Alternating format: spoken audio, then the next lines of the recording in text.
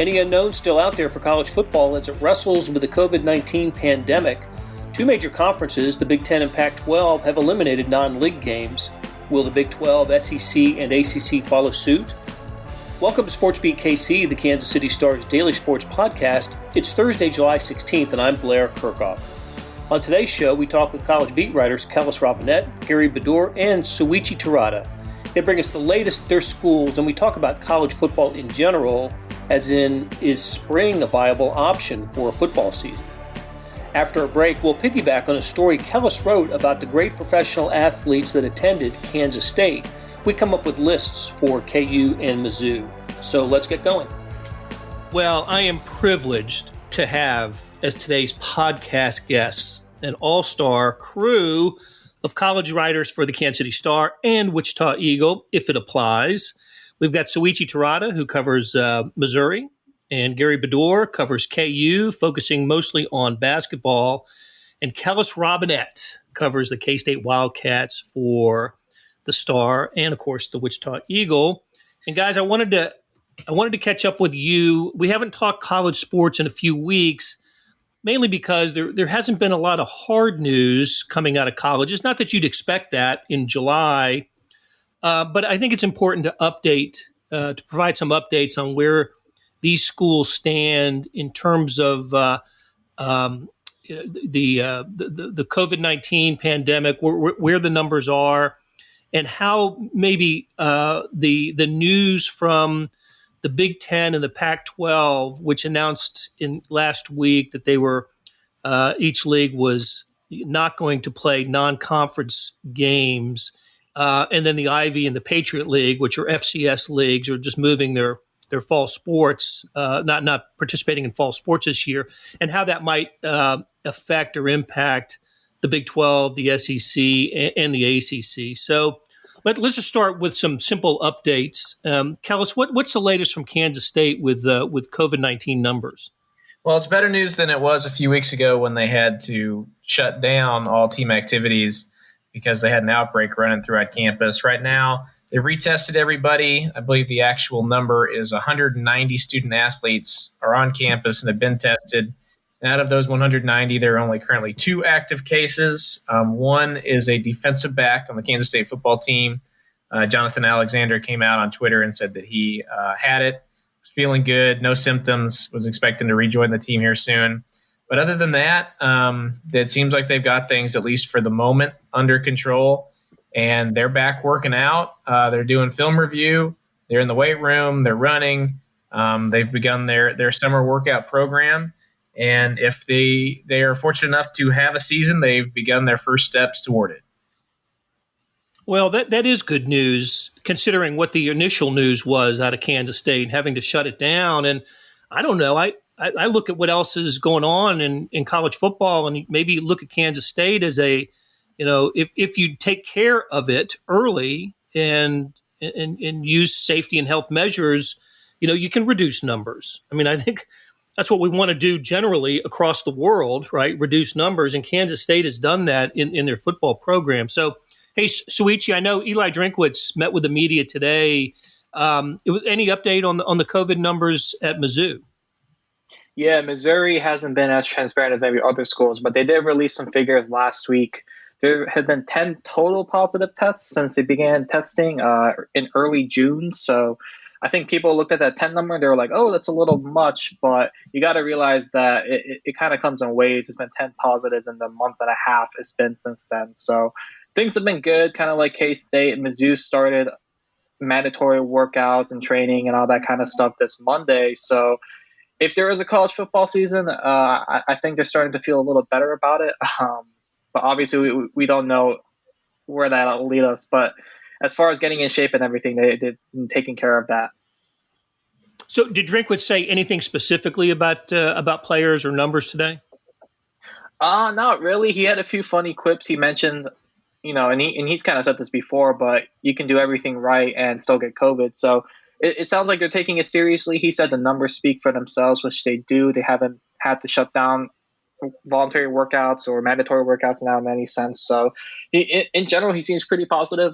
He stressed that he's, kind of preached to his team that this is a serious thing and to wear masks and I'll have a story up later Wednesday on kansascity.com, but Eli Drinkwitz really spoke about just wearing a mask and how easy that is, and just kind of the natural thing to do during a pandemic. So look out for that. I noticed that he wore the mask. I saw a Twitter photograph of him wearing the mask, had the Mizzou logo on it, and yeah, I mean, how simple is it? Just wear the mask. You want to play football, wear the mask, I think is the message that college football needs to hear these days. Gary, I know that KU put out a COVID number initially a couple of weeks ago. I haven't seen anything since then. Has there been an update with Kansas? No, they haven't updated anything. They're at the tail end of their voluntary workout stoppage. That was on the 3rd, and they said it would be 2 weeks of no football voluntary workouts, but they haven't said anything about specific numbers or anything. That's pretty good news about K-State, because KU, after K-State initially had some trouble, KU shortly after had their problems, but they haven't announced anything. Right, but I know you've talked to Bill Self lately in the last few days. What did he say about the COVID? He said he doesn't really see a need to bring the team back. You're allowed to have workouts starting the 20th, 8 hours a week, but they might delay it till August because of all the uncertainty and the fact that football immediately had to shut down after they reported. But he was going to consider it some more, and whether or not they're going to start voluntary on the 20th. Yeah, and they're already. I know there's a couple of basketball players back on campus, aren't there? Yeah, Marcus Garrett and Silvio are here. Yeah, and then some of these guys are from the area now, like Christian Brown, but he's not in town. But those two guys are here, and presumably they've got plenty of places to work out. Right. Okay. So again, like I said earlier, the big news recently was Big Ten and Pac-12 saying no non-conference games this year, and of course the SEC. Souichi, correct? Bring me up to date on this. They had a similar announcement. It had nothing to do with football, but they're going to start their fall sports, or at least their reporting date a little bit later. Tell me about that. Yeah, so essentially the 3 non-revenue sports that are affected are cross-country, volleyball, and soccer, and they cannot play through at least August 31st. So usually with these sports, they kind of have a ramp-up period, and then they'll have some preseason exhibition games and some regular season non-conference games throughout August. So it doesn't affect football, but it does affect those 3 sports. And with the SEC, at least, essentially Greg Sankey and SEC athletic directors actually met in person, which is kind of a novel thing nowadays. But they met in person Monday, and they essentially said, "Hey, we're still looking at it. We're not going to make a decision. The SEC is not going to make a decision until late July." So it till then, it's just kind of waiting. I mean, it's kind of a weird thing just because we should be in the middle of SEC media days in Atlanta. I was looking forward to why it meant more, the propaganda machine there, but unfortunately, I'm just sitting home and just kind of being like, maybe next year. So hopefully, the digital version of that goes well, whenever that may be. I've been hearing sometime in August for media days. Right. Souichi, let me assure you that when you attend an SEC football media days, you will see why it means more in the SEC. It is a scene unlike any other on the media day landscape for college football, with fans and painted faces and autograph hounds. I'm sorry that you got to miss that experience this year, and hopefully you'll get to see it firsthand, because it is incredible. Not the same in the Big 12, although Big 12 has its moments at media day in Dallas, with Texas media following the Longhorns, following Tom Herman all over the place, and Texas players. But speaking of the Big 12, I think that the Big 12 and the SEC are kind of in tandem on this, kind of waiting to see what each other does. And I think them, along with the ACC, were surprised by the news of the Big Ten and the Pac-12 because the conference commissioners, Sankey, Bob Bowlesby, John Swofford of the ACC, have been in constant communication with each other and with the group of five athletic or group of five commissioners. They had been communicating and updating each other. And so when the Big Ten made the announcement that it did about postpone or canceling the non-conference games, I think it just really caught everybody off guard, including the other commissioners. So I don't know. I don't know if it was premature. One school that we didn't talk about that's been in the news this week is Iowa State because of the letter that Jamie Pollard, their athletic director, sent to their fans, which made it onto social media. I thought it was a really open and honest letter about where things stand. And, he's saying that he said in that letter, and I've read it elsewhere, that schools don't have to, the Big Ten and the Pac-12 didn't have to make the decision when they did. They could have waited until the end of July, early August to make that move. So, Kellis, what's the thinking now with the football season? Or am I right about this? Don't we have a couple of weeks, or doesn't the sport have a few weeks to continue to evaluate and to see where things are? And I don't know. You don't have to decide whether to play or not, or whether to have fans in the stands or not. There's still time, it seems to me. Yeah, there is. And athletic directors and commissioners in the Big 12, the SEC, the ACC, pretty much everywhere other than the leagues that have already made their announcements are going to use up every single second they can of that time before they make any type of final decision because, like you mentioned in the letter that Jamie Pollard put out there, football is just that important. A vehicle as a moneymaker for these schools. Nobody wants to lose football as hard as it was to cancel the NCAA tournament and whatnot last March. That's still just really not anything compared to losing an entire football season or moving it to spring, which would open up a whole other can of worms. So they're going to wait. They're going to take their time. This certainly is not something that needs to be decided about right now. I guess my only fear about things is just that the way the Ivy League and the Patriot League announced that they just weren't going to participate, and then the Big Ten and the Pac-12 announcing that they were going to reduce their seasons reminded me a whole lot of what we saw in March when the Ivy League was the very first conference to come out and say, we're not playing a conference championship game in basketball because we're worried about the coronavirus. Everybody kind of sat back and laughed at them and said, you guys are premature, you should wait. And then what happened 2 days later? Some schools tried to make some concessions saying we're not going to have fans, but we're still going to play. And that only lasted a few minutes before they all went ahead and canceled. So, if you're a pessimistic guy, pessimistic person, you look at that and you can certainly see the parallels and worry that that's where things are headed right now. But there is certainly time for all this to get turned around. And yeah, like I said, they're gonna wait and explore every option they can before they go ahead and start canceling games.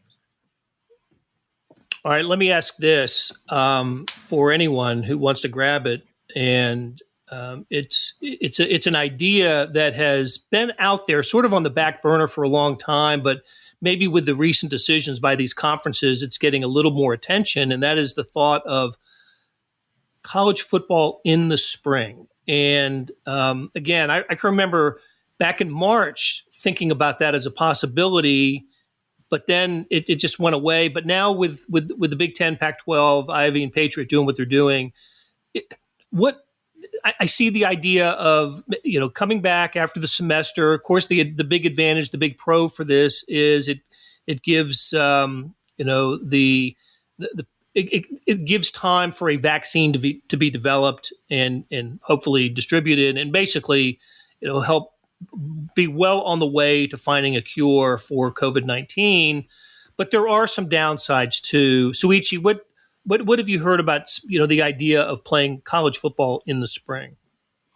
Yeah, I think spring football obviously opens up a whole other can of worms. I mean, hopefully there is a vaccine like you mentioned, Blair, but you got to think about things like, what about NFL players and an NFL season and in the draft and all of these other things? Mizzou has a linebacker, Nick Bolton, who is getting all SEC, All-American honors. He's he's entering his third year. What if he just opts out and doesn't play? How does that affect things? So there's that issue. And I think you really have to go back to the campus issue. I mean, when you talk about college football, and I've kind of told this to my friends and anybody who'll listen, but you're talking college students, they're going one, you don't want them to party during a pandemic, but some of them, they're younger.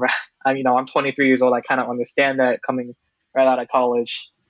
And another thing too is just classes. Like, what do you do when, you have a small class, but it's a class of 20 kids, and then Nick Bolton or another player goes into class, and then, hey, there's a positive coronavirus test, and then that happens. So it really does come down to kind of the difficulty of college sports compared to pro sports. And we've spoken about this a lot. Just you have unions in NFL, MLB, MLS. You can put them in bubbles like the NBA, but in college, it's this free-flowing thing. And, honestly, college campuses are kind of, petri, right? They're kind of gross to begin with in terms of germs. So even if it does move to the spring, I still think you have a number of issues that are still there without a vaccine. Jamie Pollard in that letter also said that, if they don't play college football in the fall, that their school, and I think he speaks for all the schools, loses $40 million of revenue that, they can't make up. And, for salaries and for other things. And so that was his thought about the complication of playing. There are others, of course. I mean, hey, Gary, can you imagine, on Kansas's campus playing football and basketball in the same months? I know. It just seems like they want to do all they can to get the TV money, and everybody's saying, oh, well, we can always play in the spring. But if both sports could play, that would be crazy.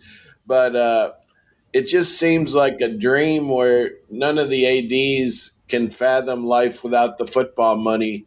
And, if that means somehow cramming it into the spring, fine. But I just envision a world where there's a second wave of COVID, and during the normal flu virus season, which is the winter and spring, it just seems crazy to me. It seems like even though there's a spike now, if you're going to play football, now's the time.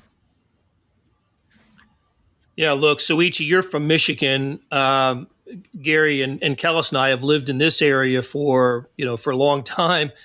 We know what it's like in January and February, and that, I don't think college football is going to work, and it'll work in the South and the Southwest and California perhaps, but not so much in the Midwest and the Northeast, which is another possible complication. I couldn't see a season really starting until March if there is spring football. So, Blair, real quick, I just want to say, go ahead. I just wanted to say real quick, it would be hilarious to watch a team like Florida or, somewhere in the deep South, maybe Florida or Alabama or Auburn, come to Missouri in mid-February to play a football game. I think the weather will be a huge talking point that week, and I think it'd be pretty funny. Well, and these are schools that never leave their region for any non-conference game, much less coming to a cold weather climate. Anyway, all right, guys, let's take a break, and when we come back, we got a couple other topics to hit, and one of which is Kellis did a great story earlier this week on the top professional sports athletes from Kansas State, produced by Kansas State. I wanted to ask Souichi and Gary about those athletes from their schools. So we'll be right back. Hey, it's Blair. We have a special subscription offer for SportsBeat KC listeners, unlimited digital access to the Kansas City Star's award-winning sports coverage. Sign up now for 1 year of Sports Pass for access to all the sports news, features, and columns presented on the kansascity.com site, and it's only $30. That's a 40% savings off our regular rate. Your subscription will automatically renew after the initial term at $50 unless you tell us to cancel. Your subscription helps support the sports coverage of kansascity.com and the Kansas City Star, and that support has never been more important. Please visit kansascity.com/SportsBeatKC offer to get this special offer. And as always, thanks for listening.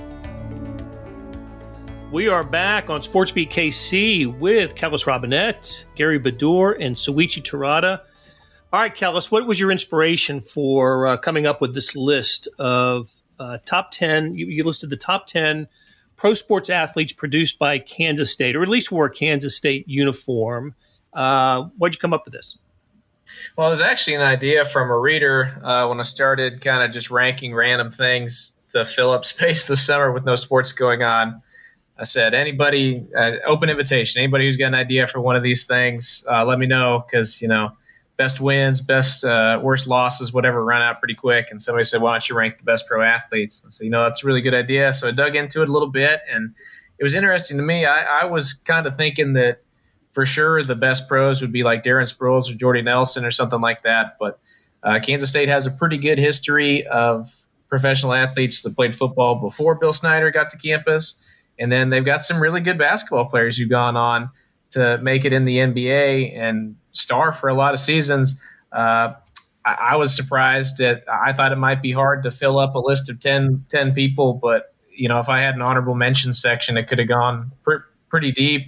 Guys like Michael Beasley didn't really even sniff the top 10 as it ended up. So it was a fun exercise, and I guess I was a little surprised at just how overwhelming I thought Mitch RIchmond was as the top choice of anybody who's come out of Kansas State. I didn't quite realize until I dug into the history how good of a pro player he was in the NBA. Well, Hall of Famer, right? He's now in the Naismith Memorial Hall of Fame, and I think that is, among football, basketball, baseball players, he would be the only one. I don't think there's another Hall of Famer from Kansas State. Although your number 2 choice of Darren Sproles, I think, is on the fence, maybe on the right side of the fence when he becomes eligible to get into the NFL's the Pro Football Hall of Fame. I'll round out the top 6 because I thought it was really interesting. Mitch RIchmond 1, Darren Sproles 2, Larry Brown 3. Souichi has no idea who Larry Brown is. He thinks he might be the coach, the old basketball coach. But when I was a kid living in North Carolina, and the only game of the week back when you only got one NFL game, and it was in your market, the team in your market, the team in my market was the Washington NFL team, is what we're calling them now. And Larry Brown was the running back for that team, and he was fantastic. Great running back. Had no idea then that he went to Kansas State. And led the one season. How cool is that? Yeah, 1972, and went and led Washington to the NFC Championship and the Super Bowl, where they lost to the Dolphins. But I'm happy to see him as high as he was, because he was a fantastic NFL player. Steve Grogan, number 4, Rolando Blackman, number 5, and then Jordy Nelson, 6. I think the like you said, Kellis, I think the reflex would have been, gosh, Jordy Nelson got to be at the top after that great career with the Packers and then finished with the Raiders. But no, I thought it was a really good list and in the right spot. So well done, Kellis. All right, Gary. Gary, yeah. You've been covering KU longer than any human being alive. So just off the top of your head, let's come up with 5. Let's come up with 5 for Kansas. Best athlete or athletes that went on to the best pro careers who wore a Kansas uniform. Well, it'd probably be Wilt Chamberlain. Then you got, in terms of money and what he's going to do, probably Embiid. You've got Paul Pierce, who's a Hall of Famer of the Celtics. You've got JoJo White. Hall of Famer. Got, because of his college years and the fact he lasted 10 years, Danny Manning, but didn't have a great pro career because of injuries. Then you've got Gale Sayers. You've got John Hadle in football. You've got top 10, he probably wouldn't make it, but Gilbert Brown played forever on the line with the Packers. Yep. You've got probably, a ton more basketball. Well, not a ton, but Nick Collison played forever in the NBA. Chalmers played 8 years and hit the big shot in college. Clyde Lovellette had a pro career, I think. He played. Yeah, long pro career. Yep. And I he's think. Yeah, for sure. And he's in the Hall of Fame too. I think to your list, I would add John Riggins, of course. Yeah. And then Bill Bridges had a nice career in the NBA. And then, although this is a little different, and I went to, even though they didn't make money after they finished college in the way that we understand pro athletes do now, but guys like Jim Ryan and Al Order had, incredible track and field careers. And I think the best baseball player to come out of KU is probably, am I wrong, but maybe Bob Allison, the power hitter for the Twins back in the 60s and the 70s. So, yeah, he's the guy we've always relied on in baseball. Remember Steve Jeltz played about 5 to 10 years in MLB, but couldn't hit. No, couldn't hit. It was with the Royals for a little while. So. And we're probably forgetting somebody in baseball. I think they've had a couple sneak into the pros, but yeah. Oh, and I'll tell you one recently that would have to be considered for the list is Gary Woodland, right? Oh God, yeah. Gary Woodland winning a major, so yeah. All right. He would be if he wins, a few more tournaments for top 10. I wouldn't discount him at all.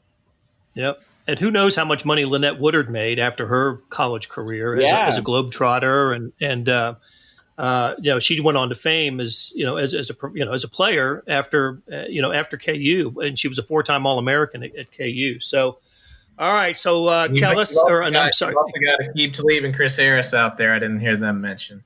There you go. They're more modern football guys, right? That's great additions to that list.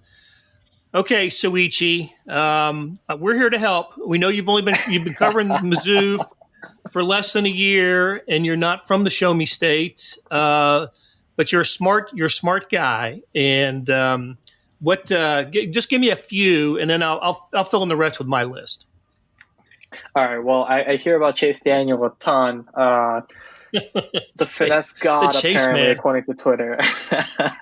Well, he plays for the Lions now, and obviously I'm from the Detroit area, so he'll probably, if I were a guessing man, he'd probably live in a suburb very close to where I grew up.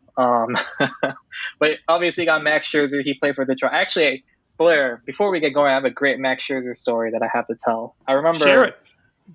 Yeah, so Max he played for the Tigers. He got traded from the Diamondbacks. This was back in 2010. He had actually been sent down to AAA Toledo for a little bit. And so I forgot he had gotten called up. My family was going to a game. I checked the starters, and I'm like, Max Scherzer is pitching? I was like, man, he's got some wonky mechanics. He was kind of erratic in his first, kind of month. And so we went to the game, and I'm like kind of cautiously optimistic, 13-year-old me. Scherzer goes on to strike out 14 batters, Oakland A's that game. So ever since then, he's been the dominant Max Scherzer everybody knows. So, but before he was that, I remember 13-year-old me was very frustrated with that trade. So that's a Max Scherzer story. So you had the scout on him before anybody. So yeah, he had that 3/4 arm slot, and I was like, what is going on here? But it ended up being pretty good. So could not complain. Teenage me cannot complain. Right. All right, so I think any Mizzou fan would tell you that Kellen Winslow, the tight end Hall of Famer, probably the best athlete, certainly the best football player produced by Missouri, and Roger Worley is a Hall of Famer and a defensive back for some great Tigers teams in the 1960s. So you would. No way for you to know unless you just were poring over a media guide or some history book of Mizzou. But such athletes as when I was a kid, I was a big Pittsburgh Steelers fan. They had a linebacker named Andy Russell who played alongside Jack Ham and Lambert, and he was fantastic. Russ Washington, an offensive lineman that played a long time in the NFL, was a Kansas City guy. Justin Smith, a defensive lineman with a great NFL career. James Wilder, the running back. Phil Bradley, maybe one of the best two-way athletes of all time, a football and basketball player. And Ian Kinsler. How about Ian Kinsler? He just stayed in Missouri for 1 year, just 1 year at Mizzou. So, and here's one to really dig deep on. And The name probably won't mean anything to you, but there was a track athlete named Jackson Schultz.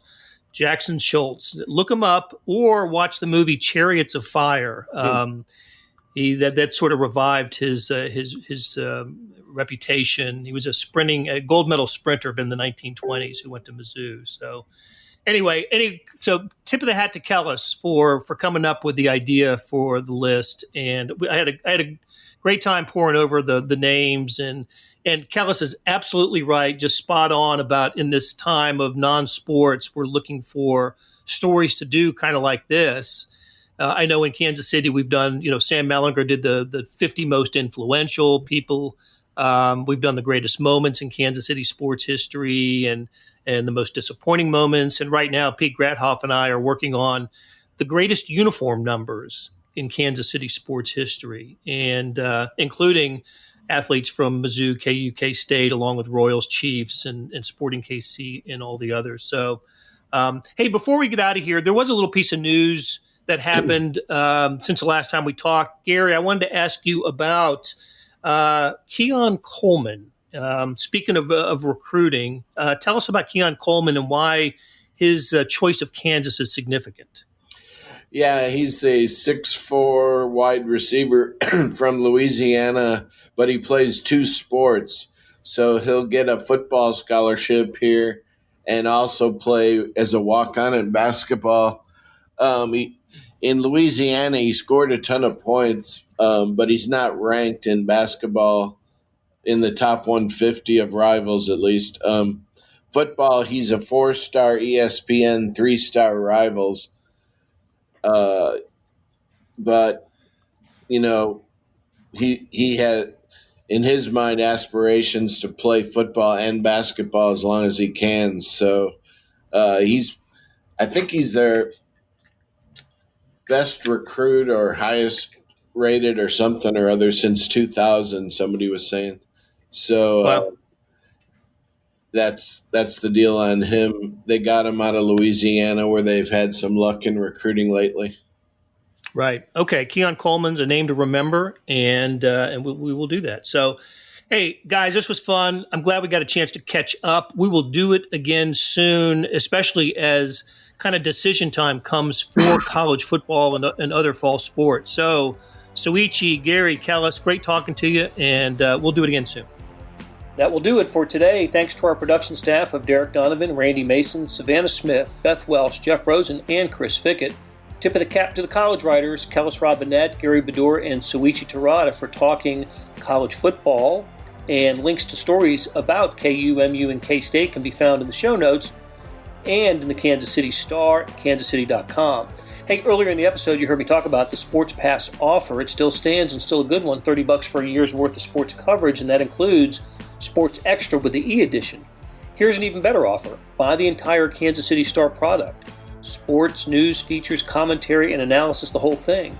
You get all the stories written by my talented colleagues, plus extra news, sports, and business coverage. The details can be found at account.kansascity.com/subscribe. That's account.kansascity.com/subscribe. And whether it's the Sports Pass or the full subscription, you're getting and supporting the best sports and news coverage in Kansas City and helping us produce programs like SportsBeat KC. Thanks for listening, and we'll be back on Friday with another episode.